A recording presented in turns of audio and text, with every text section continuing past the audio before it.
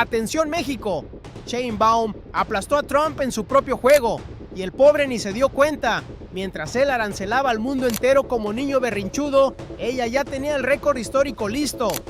44,73%, casi la mitad. Suyo. 92.824 millones de dólares. Un mercado global que cayó y México que creció. Detente un segundo y procesa lo que eso significa. Casi la mitad. Casi la mitad de cada dólar que Estados Unidos gastó en autopartes en el exterior durante los primeros 6 meses de 2026 terminó en manos mexicanas, no en manos chinas, no en manos japonesas, no en manos coreanas, en manos mexicanas. Mientras Trump lanzaba aranceles como granadas diplomáticas contra medio mundo, Claudia Sheinbaum ya había trazado el tablero, ya había diseñado la respuesta, ya había ejecutado el plan que ningún analista en Washington tenía en sus modelos. Y el resultado está en los números. 41.520 millones de dólares en autopartes exportadas a Estados Unidos en el primer semestre de 2026. Récord histórico, el número más alto jamás registrado para ese periodo. Pero hay algo que los noticieros no te van a decir. Ese récord no llegó en un momento de bonanza comercial. Llegó exactamente mientras el mercado global de autopartes se contraía. Llegó mientras los competidores de México perdían terreno. Llegó mientras la guerra arancelaria de Trump destruía cadenas de suministro en Asia. México no solo creció, México se quedó con el espacio que los demás perdieron.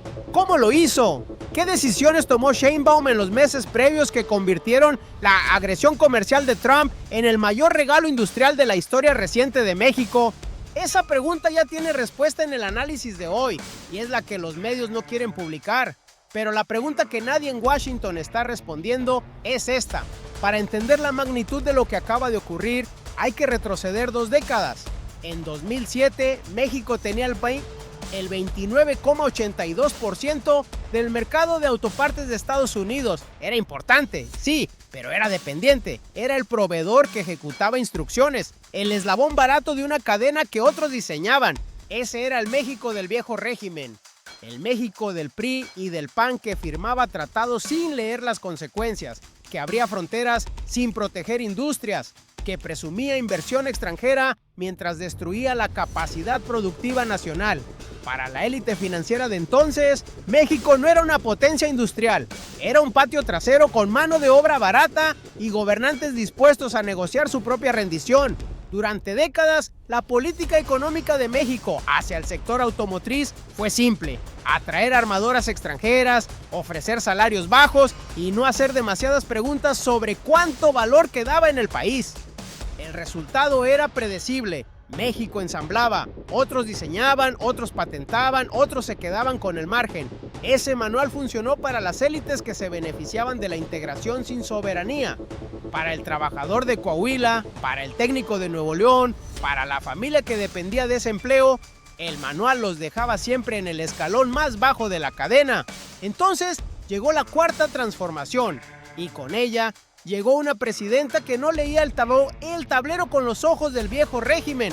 Claudia Sheinbaum lo leía con los ojos de una científica, con datos, con modelos, con consecuencias calculadas a largo plazo.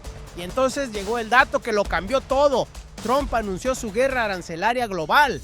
Y mientras el mundo entraba en pánico, Sheinbaum veía algo diferente. Veía una apertura.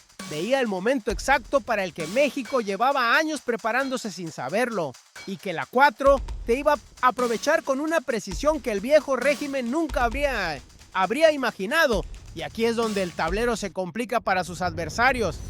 Se equivocaron de forma catastrófica. Pero hay que entender algo primero: Trump y su equipo no eran improvisados. Tenían asesores, tenían modelos económicos, tenían la experiencia de la primera administración. Cada decisión que tomaron tenía una lógica interna que en el momento en que la tomaron parecía sólida. El problema no era la inteligencia, era la arrogancia. La arrogancia de creer que el mundo iba a reaccionar exactamente como Washington esperaba. Y esa arrogancia los llevó a cometer 3 errores, uno tras otro, cada uno más costoso que el anterior. El primero lo cometieron en enero y febrero de 2026. La administración Trump diseñó un esquema arancelario dirigido a las autopartes asiáticas. El razonamiento era aparentemente brillante. Encarecer las importaciones de China, Japón y Corea del Sur forzaría pues a las armadoras estadounidenses a traer producción de regreso a suelo americano. Reindustrialización doméstica, empleos en Ohio y Michigan. El sueño proteccionista hecho realidad. Lo que Trump no calculó era que Estados Unidos no tenía la capacidad instalada para absorber esa producción en el corto plazo. Las plantas no se construyen en 6 meses. Los proveedores no se certifican en un trimestre. Las cadenas de suministro no se redesarrollan con un decreto presidencial. Cuando las armadoras necesitaban autopartes y Asia quedaba bloqueada, solo había una opción legal, rápida y con infraestructura ya instalada. México. El primer error de Trump no bloqueó a México, le abrió la puerta más grande de su historia industrial. Ese fue el primero. El segundo error lo cometió semanas después. El segundo llegó en el primer trimestre de 2026. La Casa Blanca intensificó la presión pública sobre General Motors y Ford. Los funcionarios de la administración aparecían en televisión exigiendo que las armadoras trajeran empleos a suelo americano. Las declaraciones eran contundentes, el tono era de ultimátum y las armadoras reaccionaron, pero no como Trump esperaba. Ante la incertidumbre sobre los proveedores asiáticos y la presión de Washington, GM y Ford hicieron lo que hacen todas las empresas cuando hay turbulencia. Buscaron estabilidad, buscaron el proveedor más seguro, más rápido, más predecible. El proveedor con reglas de origen claras bajo el tratado entre México, Estados Unidos y Canadá, el TMEC. Ese proveedor era México. Lo que Trump no calculó era que presionar a las armadoras sin ofrecerles una alternativa doméstica viable las empujaba directamente hacia Coahuila y Nuevo León, que cada declaración de ultimátum era, en los hechos, una orden de compra para la industria mexicana. El segundo error le entregó a México los contratos que Asia iba a perder. Ese fue el segundo. El tercero fue el definitivo. El tercero llegó en el segundo trimestre de 2026. La Casa Blanca lanzó una campaña de presión basada en amenazas, nuevos aranceles al TMEC, posibles restricciones adicionales, advertencias de renegociación. El objetivo era crear incertidumbre, hacer que México negociara desde el miedo. Pero la incertidumbre no paralizó a los compradores americanos, los activó. Ante la posibilidad de que los aranceles subieran, los grandes compradores de autopartes en Estados Unidos hicieron algo completamente racional. Adelantaron sus pedidos, compraron inventario anticipado, aseguraron contratos antes de que las condiciones cambiaran y todo ese inventario anticipado tenía una sola dirección: las plantas mexicanas. Pero había algo que Trump no había calculado todavía, que mientras su administración lanzaba amenazas sin sustento legal firme, Sheinbaum ya había convertido esa presión en combustible, que el pánico que Washington quería crear en México se había transformado en el mayor trimestre de exportaciones de autopartes de la historia. Ese tercer error fue lo último que calcularon mal, porque para entonces Sheinbaum ya tenía el tablero rediseñado. Mientras Trump gritaba, ella ya tenía la respuesta lista. Eso es lo que los medios corporativos no entendieron. Mientras los noticieros cubrían cada declaración de Washington como si fuera el fin del comercio bilateral, Sheinbaum estaba construyendo en silencio la arquitectura que iba a convertir cada amenaza en una oportunidad. No improvisó, diseñó, no reaccionó, ejecutó. El Plan México no fue una respuesta a la Trump, fue una decisión soberana que ya estaba en marcha mucho antes de que Trump lanzara su primer arancel. El primer movimiento fue la protección arancelaria a importaciones asiáticas. El gobierno federal implementó aranceles de hasta el 50% a vehículos y autopartes provenientes de países sin tratado comercial con México. La lógica era quirúrgica. Si la competencia desleal de Asia iba a golpear la industria mexicana, México iba a construir un muro legal que la protegiera. Ese muro no era proteccionismo arbitrario, era soberanía industrial. El segundo movimiento fue la sustitución de importaciones con visión estratégica. El gobierno promovió acuerdos con armadoras, incluyendo General Motors, para ensamblar en territorio nacional unidades que antes se importaban desde Asia. Cada unidad que antes viajaba desde Shanghái o Seúl iba a ensamblarse ahora en México. Cada componente que antes cruzaba el Pacífico iba a fabricarse ahora en Coahuila, en Nuevo León, en los estados con la infraestructura ya instalada y los trabajadores ya capacitados. Detente un segundo aquí, porque lo que sigue es más importante. El tercer movimiento fue el más silencioso y el más poderoso: posicionar a México como el socio insustituible dentro de las cadenas de suministro norteamericanas antes de que Washington entendiera lo que estaba ocurriendo. La Industria Nacional de Autopartes, la INA, comenzó a publicar los datos de participación de mercado con una claridad estratégica. Gabriel Padilla, director general de la INA, lo articuló con precisión. Nuestra participación dentro de ese mercado se ha fortalecido estructuralmente durante las últimas 2 décadas. No fue una declaración de orgullo, fue un mensaje dirigido a Washington. México no es un proveedor alternativo, México es el proveedor principal. Y sustituirlo no es una decisión política, es una imposibilidad logística. Sheinbaum entendió algo que Trump nunca procesó. En el mundo de las cadenas de suministro automotrices, la dependencia no es una debilidad cuando tú eres el proveedor, es una fortaleza. Cuando 45 de cada $100 que gasta Estados Unidos en autopartes exteriores vienen de México, amenazar a México no es una palanca de negociación, es una amenaza contra la propia industria automotriz estadounidense. Pero lo más poderoso no era lo que se veía. Lo más poderoso era lo que Sheinbaum había construido para cuando los números llegaran, porque cuando el récord se confirmara, cuando la INA publicara el 44,73%, México ya no estaría negociando como el país que necesita protegerse de los aranceles de Trump. México estaría negociando como la pieza que Estados Unidos no puede reemplazar. Y entonces los números llegaron: 41.520 millones de dólares. Récord histórico para el primer semestre, un crecimiento de 1,96% en un mercado global que cayó 0,89%. México avanzando mientras el mundo retrocedía. La reacción en Washington no fue de triunfo, fue de una incomodidad que ningún funcionario de la administración Trump quiso nombrar en público, porque los números contaban una historia que contradecía la narrativa oficial de la guerra arancelaria. La narrativa oficial decía: los aranceles van a traer empleos de regreso a Estados Unidos. Los números decían otra cosa. Los números decían que los aranceles habían transferido participación de mercado de Asia a México, que China perdió, Japón perdió, Corea del Sur perdió y México ganó, que el único beneficiario claro de la política arancelaria de Trump en el sector automotriz no era Ohio ni Michigan, era Coahuila. Ese detalle pequeño cuenta una historia enorme.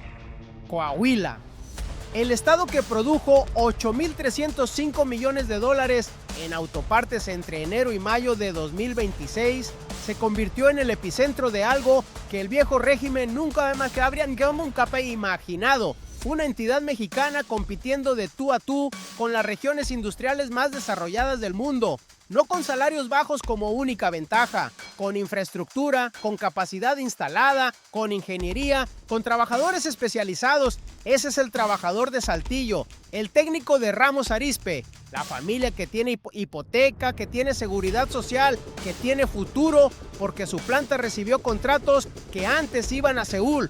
Eso no es abstracto, es el salario de la semana que viene. Y mientras la realidad industrial hablaba con números, las voces del viejo México intentaron nublar el panorama.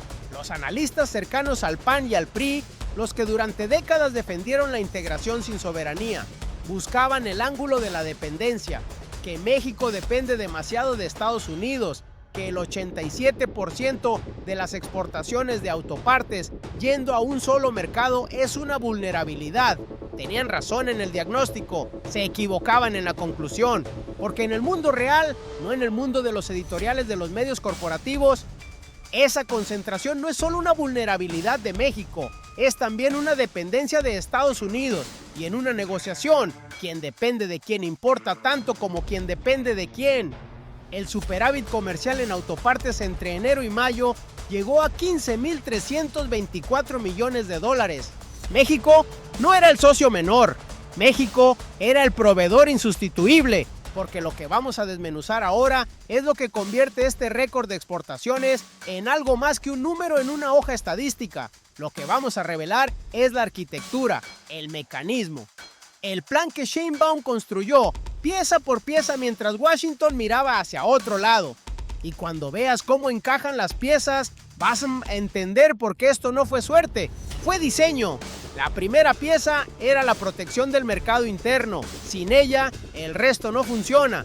Cuando el gobierno federal implementó aranceles de hasta el 50% a importaciones de vehículos y autopartes provenientes de países sin tratado comercial con México, no estaba simplemente cerrando una puerta, estaba creando el espacio para que la industria nacional respirara, creciera y se consolidara antes de que la competencia asiática, con sus subsidios estatales y sus costos artificialmente deprimidos, pudiera asfixiarla. Ese movimiento protegió el mercado interno, pero también envió una señal hacia afuera. Le dijo a las armadoras globales que México iba en serio, que las reglas del juego habían cambiado, que el país que durante décadas había abierto sus puertas sin condiciones, ahora negociaba con dignidad y con estrategia. La segunda pieza era la sustitución de importaciones con nombre y apellido. Los acuerdos con armadoras como General Motors para ensamblar en México unidades que antes venían de Asia no fueron concesiones improvisadas. Fueron contratos negociados con visión de largo plazo que amarraron capacidad productiva mexicana a las cadenas de suministro norteamericanas de forma estructural. Juntas, estas dos piezas crearon algo que el viejo régimen nunca supo construir: dependencia mutua con condiciones favorables para México. La tercera pieza es la que nadie vio y es la que hace el movimiento irreversible. Los datos de la industria nacional de autopartes publicados durante el primer semestre de 2026 no fueron solo estadísticas, fueron argumentos, fueron la evidencia que Sheinbaum necesitaba para sentarse en cualquier mesa de negociación y decir: quiten a México de esta ecuación y vean qué les queda. Una participación de 44,73% en el mercado de autopartes de Estados Unidos no es una cifra de orgullo industrial, es una palanca geopolítica. Y aquí es donde el tablero se complica para sus adversarios, porque ahora viene el loop que nadie en los medios convencionales está discutiendo. La pregunta que debería estar en todos los titulares y que brilla por su ausencia en los noticieros corporativos. Si México controla casi la mitad del mercado de autopartes de Estados Unidos, si 44,73 centavos de cada dólar que gasta Washington en este sector viene de territorio mexicano, ¿qué capacidad real tiene la administración Trump de imponer nuevas condiciones en una eventual renegociación del TMEC sin destruir su propia industria automotriz en el proceso? Esa pregunta no tiene una respuesta cómoda para Washington y Sheinbaum lo sabe. Y aquí es donde la jugada se vuelve imparable. Este récord tiene 3 dimensiones y cada una es más grande que la anterior. La primera dimensión es la más cercana, la más humana, la más concreta. Entre enero y mayo de 2026, la industria mexicana de autopartes produjo 52,878 millones de dólares, un crecimiento de 10% frente al mismo periodo de 2025. El promedio mensual ya supera al de los 2 ejercicios anteriores. En mayo, la producción llegó a 10,905 millones de dólares en un solo mes. Esos son turnos de trabajo, esos son quincenas. Esos son familias en Saltillo, en Ramos Arizpe, en San Luis Potosí, en los corredores industriales de Nuevo León, que tienen acceso a empleo formal, a seguridad social, a un futuro que el viejo modelo neoliberal les negó durante décadas. Los motores a gasolina crecieron 39,17% frente a 2025. Las partes eléctricas lideraron la producción con 19,6% del total y 10,339 millones de dólares en solo 5 meses. Eso no son estadísticas, eso es el México que trabaja. La segunda dimensión es geopolítica. México llegó al primer semestre de 2026 con una participación de 29,82% en el mercado de autopartes de Estados Unidos en 2007. Hoy tiene 44,73%. En menos de 2 décadas, México pasó de ser un proveedor complementario a ser el proveedor dominante del mercado automotriz más grande del planeta. Eso cambia la geometría de cualquier negociación futura. El superávit comercial en autopartes entre enero y mayo llegó a 15.324 millones de dólares. México exportó 45.994 millones e importó 30.669 millones. Esos números no mienten. México no es el socio que necesita protección. México es el socio que tiene apalancamiento. Y eso específicamente es lo que el viejo régimen del PRI y del PAN nunca construyó en 60 años de política industrial. Eso explica el movimiento. Lo que sigue explica la magnitud. La tercera dimensión trasciende las fronteras de México. El orden unipolar no está en crisis, ya murió. Y desde sus cenizas, México está ayudando a escribir las reglas del nuevo mundo. Lo que México demostró en el primer semestre de 2026 es que un país del sur global puede enfrentar la presión arancelaria de la potencia hegemónica sin rendirse, sin suplicar y sin perder. Puede enfrentarla con estrategia, con datos, con política industrial soberana y ganar. Eso lo están viendo desde Brasil hasta Indonesia, desde Sudáfrica hasta Vietnam. Países que enfrentan la misma presión del unilateralismo estadounidense están tomando nota de cómo México convirtió una guerra comercial en una expansión histórica. México no solo ganó para México, ganó para todos los que alguna vez creyeron que no se podía negociar con el imperio desde la dignidad. Sheinbaum no tuvo que alzar la voz, no tuvo que amenazar, no tuvo que reaccionar con bravuconada ni con ultimátum. No necesitó el manual del adversario porque siempre supo que ese manual ya estaba obsoleto. Su posición fue clara, medida y contundente desde el principio. México va a defender su industria, va a proteger su mercado, va a profundizar su integración regional en los términos que le convengan al pueblo mexicano y va a hacerlo dentro del marco del derecho internacional y del TMEC. Sin insultos, sin provocaciones, con datos. Cuando la presidenta respaldó la implementación de aranceles del 50% a las importaciones asiáticas de autopartes, no estaba tomando una decisión reactiva, estaba ejecutando una política que ya tenía lógica propia, sustento legal propio y objetivo propio: construir una industria nacional que no dependiera de la benevolencia de ningún socio externo para sobrevivir. Cada elemento de esa posición fue un mensaje codificado. Cuando dijo que México iba a promover la sustitución de importaciones con las armadoras instaladas en el país, no estaba hablando solo de autopartes, estaba enviando un mensaje directo a Washington. México tiene la capacidad de negociar con las mismas empresas que tú quieres de regreso en tu territorio. Y lo estamos haciendo, en nuestros términos. Cuando los datos de la INA confirmaron el 44,73% de participación de mercado, Sheinbaum no necesitó hacer una conferencia de prensa triunfalista. Los números hablaron con más elocuencia que cualquier declaración. Eso también fue un mensaje a los medios corporativos que apostaron por el caos, a la oposición del PAN y del PRI que pidió moderación, que en su vocabulario siempre significa rendición, a los analistas que dijeron que México no podía sostener el crecimiento bajo presión arancelaria. A todos ellos, la presidenta respondió con 41,520 millones de dólares. Esto es Sheinbaum. No improvisó, no reaccionó, diseñó, ejecutó.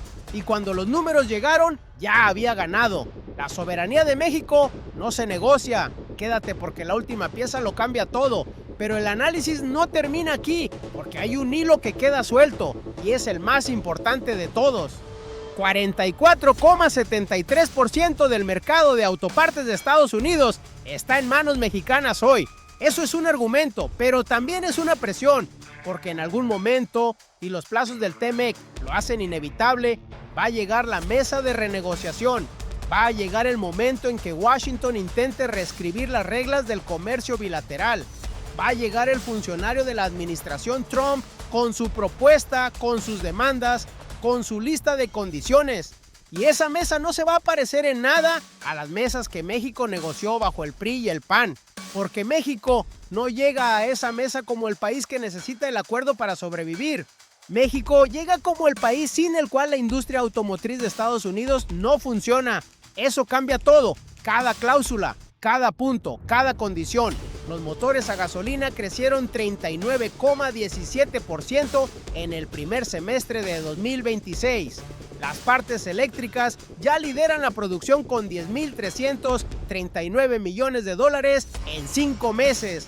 México no está solo creciendo en volumen, está creciendo en los segmentos de mayor valor tecnológico, en los componentes que las armadoras del futuro van a necesitar más, no menos. Cuando llegue la renegociación del TMC, y llegará, México va a sentarse con números que ningún gobierno anterior hubiera soñado tener sobre la mesa. En el próximo análisis vamos a desmenuzar exactamente eso. ¿Qué va a exigir Washington en la siguiente ronda de negociaciones del TMC y por qué los números del primer semestre de 2026 le cambian la posición negociadora a México de forma estructural e irreversible? Porque lo que está ahí a punto de ocurrir en esa mesa va a definir las condiciones del comercio norteamericano por la próxima década. Y vas a querer estar aquí cuando ocurra. Dale like si llegaste hasta aquí porque esto apenas comienza. Recapitulemos lo que ocurrió. Durante el primer semestre de 2026, México exportó a Estados Unidos autopartes por 41.520 millones de dólares. Récord histórico, el más alto jamás registrado para ese periodo. Una participación de 44,73% en el mercado estadounidense, casi 45 centavos de cada dólar que ese país gastó en autopartes en el exterior. Todo esto mientras el mercado global caía 0,89%. Eso es lo que ocurrió. ¿Cómo ocurrió? Es la historia que los medios corporativos no te contaron. Sheinbaum diseñó el Plan México con 3 movimientos quirúrgicos. Aranceles del 50% a Asia para proteger el mercado interno, acuerdos con armadoras para sustituir importaciones y posicionamiento estratégico de México como proveedor insustituible dentro de las cadenas de suministro norteamericanas. Mientras Trump lanzaba aranceles creyendo que iba a reindustrializar Ohio, Sheinbaum estaba convirtiendo cada uno de esos aranceles en una orden de compra para Coahuila. Mientras Washington gritaba, ella ya tenía la respuesta lista.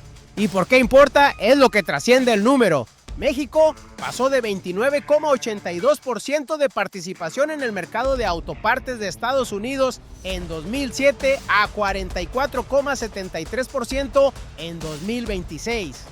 No fue casualidad, fue construcción. Fue la diferencia entre un país que acepta el lugar que le asignan y un país que decide su propio lugar en el tablero. El patio trasero se convirtió en potencia y lo hizo no con bravuconada, sino con datos, con estrategia, con soberanía industrial. Eso es exactamente lo que la Cuarta Transformación prometió y los números lo confirman. Si este análisis te abrió los ojos sobre lo que realmente está en juego, dale like ahora mismo.